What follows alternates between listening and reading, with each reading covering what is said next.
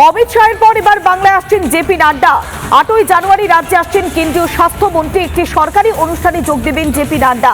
8ই জানুয়ারি সাংগঠনিক বৈঠক করতে পারেন জেপি নাড্ডা।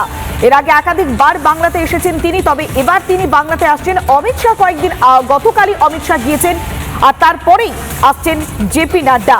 অমিত শাহের পর এবার বাংলায় আসছেন জেপি নাড্ডা। 8ই জানুয়ারি রাজ্যে আসছেন কেন্দ্রীয় স্বাস্থ্যমন্ত্রী।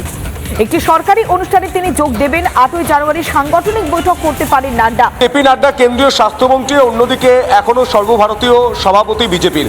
কেন্দ্রীয় স্বাস্থ্যমন্ত্রী হিসাবে 8ই জানুয়ারি জেপি নাড্ডা এই বাংলায় আসছেন। বিভিন্ন বৈঠক রয়েছে, স্বাস্থ্য বিষয়ক নিয়ে তা আলোচনা হতে পারে।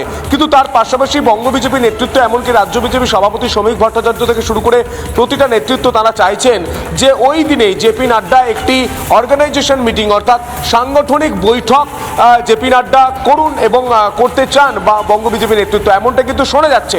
এখনো অফিসিয়ালি কনফার্ম নয় যে 8ই জানুয়ারি সাংগঠনিক বৈঠক হচ্ছে কিনা, অর্থাৎ একটা আলোচনা স্তরে এখনো রয়েছে 8ই জানুয়ারি জেপি নাড্ডা সাংগঠনিক বৈঠক করবেন কিনা। কিন্তু তাৎপর্যপূর্ণ এটাই যে প্রধানমন্ত্রী নরেন্দ্র মোদী তিনি যখন বাংলায় এসে বিভিন্ন প্রকল্পের উদ্বোধন করেন, কোটি কোটি হাজার হাজার কোটি কোটি টাকার প্রকল্পের উদ্বোধন হয়, তার পাশাপাশি আমরা জেপি নাড্ডাকেও দেখতে পাচ্ছি সরকারি অনুষ্ঠানে আসছেন। বিভিন্ন প্রকল্পের নিশ্চয়ই উদ্বোধন হবে বা বিভিন্ন বিষয় নিয়ে আলোচনা হবে।